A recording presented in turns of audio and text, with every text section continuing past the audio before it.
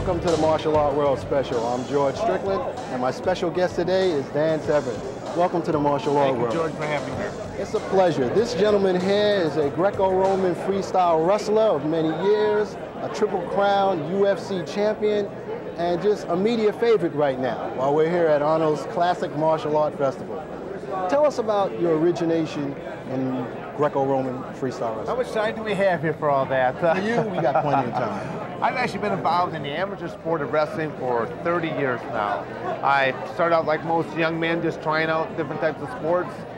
Wrestled all through high school, and through high school is when I first started being involved in Greco-Roman wrestling. For those who don't know what Greco-Roman wrestling is from the upper body. I mean, you cannot attack the legs in any manner like double leg takedowns or sweeping type action. It's strictly upper body techniques, big body lifts, headlocks, throws, things of that nature. And it's also one of the Olympic styles that they compete with. So I've been involved with Greco-Roman and freestyle since the early 70s, and I've actually utilized my wrestling skills to actually pay for my education. I went to Arizona State University where I wrestled there on a full athletic scholarship, and I coached there for 5 years. Then coming back, I'm born and raised from the state of Michigan.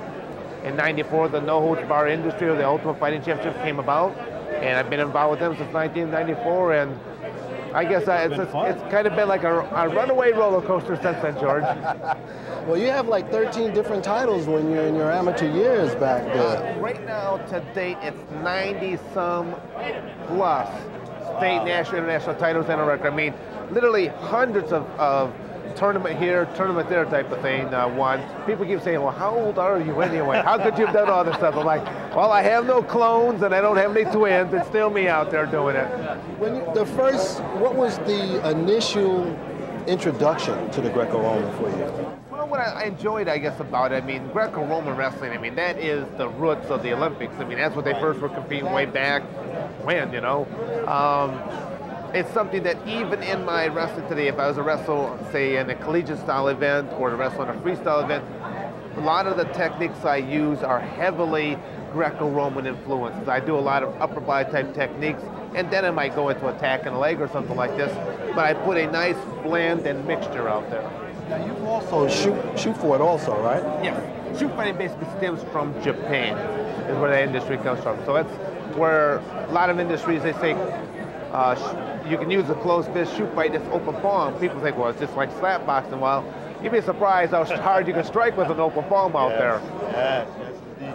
So when you incorporate your Greco-Roman and you've taken judo, you've black belt in that? Judo, sambo, a little this, a little that. I call it Heinz 57. Heinz 57. A little bit of this, a little bit of that, a few other things. You just mix it up and, hey, voila, that's what you got out there. It seems to give you a great advantage. But that's what you're seeing in any of this no-holds bar competition. I mean, a lot of people may have started off as a one-dimensional athlete. I mean, I put myself in the same category. When I first began, I was just a wrestler.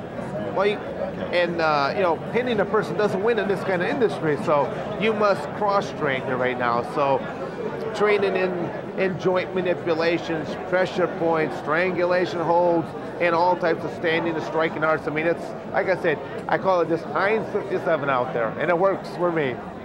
Would you like to see more emphasis on the Greco-Roman wrestling in the Olympics? Well, the difficult part, I think, for the amateur wrestling scene is that because the sport is almost so technical, a lot of people don't understand, well, what were they awarded 1 point here for? What was that 2 point over here? What's the difference between a predicament versus a near fall? It's too technical. I mean, I appreciate it only because of my involvement into it, but they've actually tried to take the amateur sport several times onto a professional level. But until they change and modify the rules to a significant level, I don't think it will ever reach that potential. For the popularity and the understanding of the public. It's like the Ultimate Fighting Championship in the whole bar industry. It is two commodities. It is a very serious competition, but it is still entertainment. So literally, the way that they've been running their event, their rules have been changed and modified because they had a couple of situations where two people would get into a clinch, they go down to the ground. They're there for the next 20, 30 minutes. Now, people find that to be a little boring. They want to see them stand up, so they've incorporated what they call a non-activity rule, so that If neither one is gaining any kind of advantage, they'll stop it and restart them up again. So again, these are ways to, it's a spectator or fan appreciation. The fans want to see action. I mean, Americans, we want action all the time happening out there. And especially on this show, that's where you get the best action in the world. I'll tell you something very interesting. We were watching your demonstration yesterday with the 150-pound dummy, which you were slamming all over the place like a toy. You should have seen how many people came over afterwards and said, "Oh, boy, I am glad you do that to a dummy, not to a human being." Well, when you're concentrating, actually you animate that dummy when you're fighting with it. It becomes real to you. It is a live partner here right now I'm going against. For some of our younger audience, martial artists and those who are interested in learning various different systems from around the world, especially the Roman wrestling aspect, getting in grappling, what would you suggest is a good starting place for them? You know, I believe almost all the martial arts have something to offer. The biggest key is making certain that you investigate and make certain that you have a first quality instructor, as far as I'm concerned. All the arts are very good. I love the discipline that they teach the young people out there.